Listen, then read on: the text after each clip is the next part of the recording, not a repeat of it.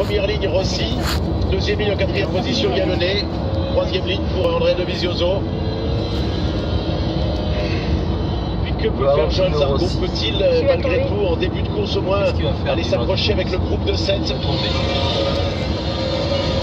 Oui, c'est possible. Maintenant il va falloir qu'il parte bien. Johan normalement part bien. Là il est un petit peu en manque de confiance par rapport au Grand Prix précédent. Il sort quand même d'une chute, donc pour lui c'est quand même important de finir, reprendre de la confiance. Donc Johan est capable de s'accrocher, de le voir dans le top 5 après 4-5 tours, ça me paraît un peu plus compliqué. Ouais. On rappelle également que Marquez a fait le trou au championnat malgré ses déboires d'Argentine. Il a déjà 95 points contre 59 pour Vignales, deuxième. Johan Zarco, le français, troisième à 58 points. Valentino Rossi, 56 points. Petrucci, 54 points. Jack Miller, 49. Yannone, 47. Crutchlow, 46. Dovizioso, 46 également. Il y a 93 points au classement constructeur. Ah là, bah, il a reçu tout en point. Entre Yamaha 92, Ducati 82 et Suzuki 61. 90 000 personnes présentes. Ouais. Regardez.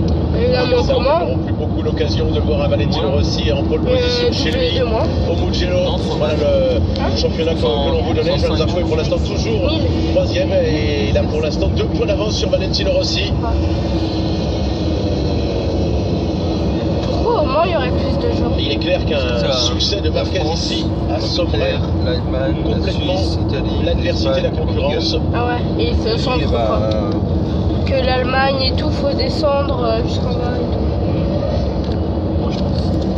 Et que vu que ça se rapproche du centre de la mer. Le départ du Grand Prix d'Italie, 6e Grand Prix de la saison. Voilà, un côté, Valentino Rossi est en pole position. Il a déjà gagné à 9 reprises ici à domicile. Jorge Lorenzo est à ses côtés avec la Ducati et Maverick Viñales.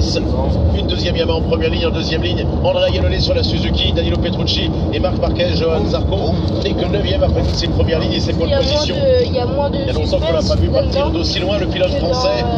Il part donc en médium à l'avant, médium à l'arrière.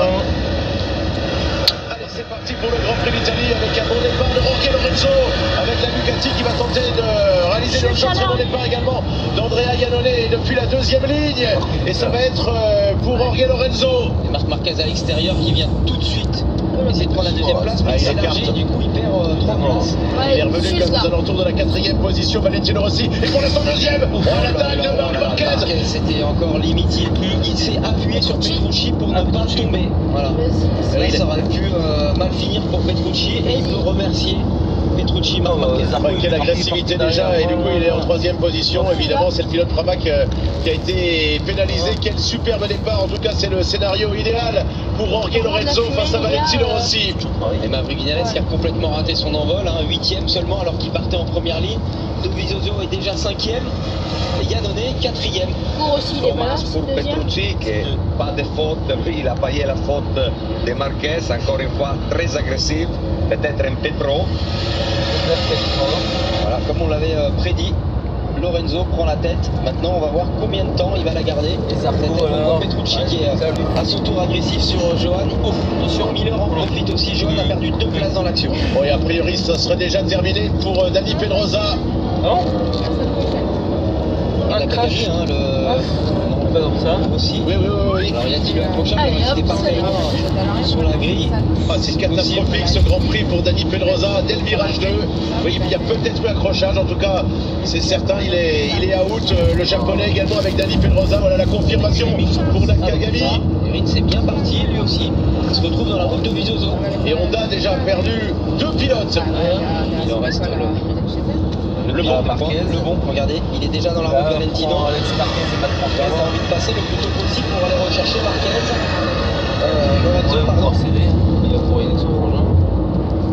Allez, il est pour l'instant en 3e position, Marc Marquez.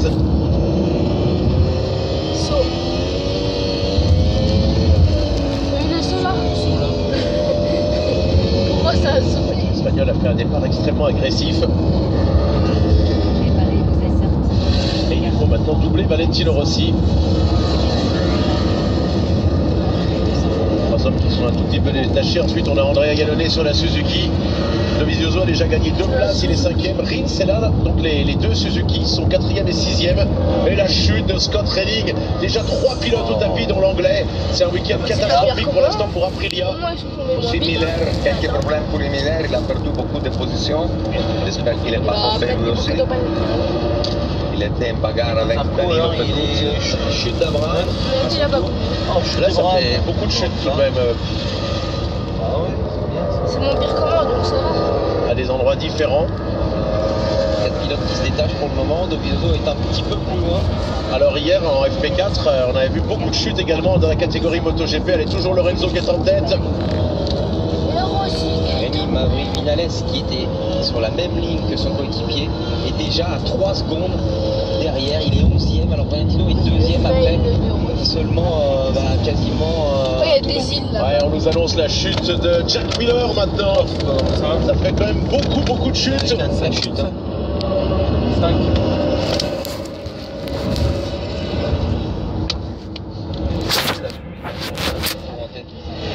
Les par Johan Zarco qui est pour l'instant en 10e position. Petrucci est 7e devant Grosjean. Johan est 9e. Et l'attaque de Marc Marquez sur Valentino Rossi. Ça passe. C'est passé effectivement. Donc pour l'instant Lorenzo est en tête.